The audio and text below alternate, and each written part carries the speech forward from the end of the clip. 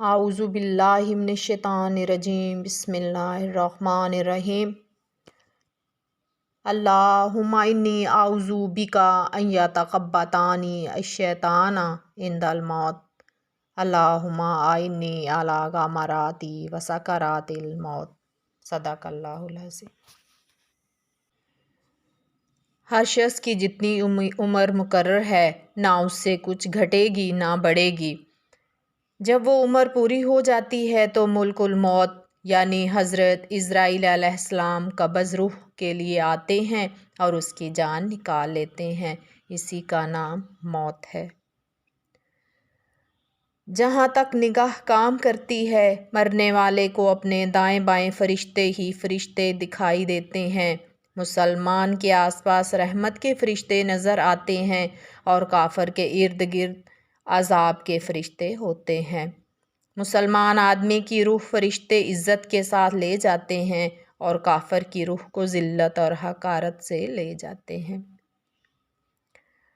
روحوں کے رہنے کے لیے مقامات مقرر ہیں۔ نیکوکاروں کے علیحدہ مقامات، بدوں کے علیحدہ۔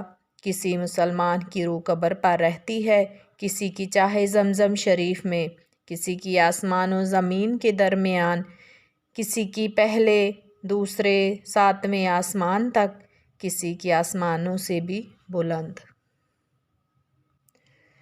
کافروں کی خبیث روحیں بعض ان کے مرگھٹ یا قبر میں رہتی ہیں، بعض کی پہلی دوسری ساتویں زمین تک اور بعض کی اس سے بھی نیچی رہتی ہیں۔ مرنے کے بعد روح کو جسم سے تعلق باقی رہتا ہے۔ بدن پر جو گزرے گی روح اس سے ضرور آگاہ ہوگی۔ ثواب ملے گا تو روح کو راحت ہوگی، جسم پر عذاب ہوگا تو روح کو تکلیف ہوگی۔ موت یہی ہے کہ روح جسم سے جدا ہو جائے، نہ یہ کہ روح بھی مر جاتی ہو۔ جو روح کو فنا مانے بد مذہب و گمراہ ہے۔ جب مردہ کو قبر میں دفن کرتے ہیں اس وقت قبر اس کو دباتی ہے۔ اگر مردہ مسلمان ہے تو اس کا دبانا ایسا ہوتا ہے جیسے ماں پیار میں اپنے بچے کو زور سے چپٹا لیتی ہے، اور اگر کافر ہے تو اس زور سے دباتی ہے کہ ادھر کی پسلیاں ادھر ہو جاتی ہیں۔ یہ خیال کہ وہ روح کسی دوسرے بدن میں چلی جاتی ہے، خواہ وہ بدن آدمی کا ہو یا کسی جانور کا، محض باطل ہے اور اس کا ماننا کفر۔ یہ تو ہندوؤں کا عقیدہ ہے۔ جب دفن کرنے والے دفن کر کے وہاں سے چلتے ہیں تو مردہ ان کے جوتوں کی آواز سنتا ہے۔ اس وقت اس کے پاس دو فرشتے اپنے بڑے بڑے دانتوں سے زمین چیرتے ہوئے آتے ہیں۔ ان کی شکلیں ڈراؤنی، آنکھیں سیاہ اور نیلی اور دیگ کے برابر دہکتی ہوئی، اور بال سر سے پاؤں تک ہیں۔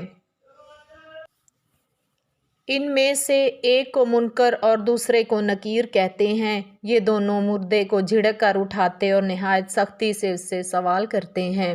پہلا سوال من ربک یعنی تیرا رب کون ہے؟ دوسرا سوال ما دینک یعنی تیرا دین کیا ہے؟ پھر حضور علیہ الصلوۃ والسلام کی طرف اشارہ کر کے تیسرا سوال کرتے ہیں ما کنت تقول فی ھذا الرجل، ان کے بارے میں تو کیا کہتا ہے؟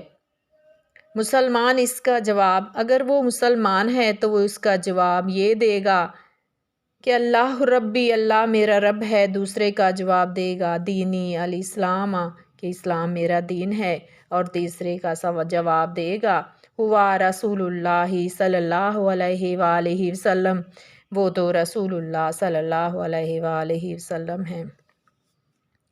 فرشتے سوال کا جواب پا کر کہیں گے ہمیں تو معلوم ہوتا تھا کہ تو یہی جواب دے گا۔ اس وقت آسمان سے ایک منادی ندا کرے گا کہ میرے بندے نے سچ کہا، اس کے لیے جنت کا بچھونا بچھاؤ اور جنت کا لباس پہناؤ، جنت کی طرف دروازے کھول دو۔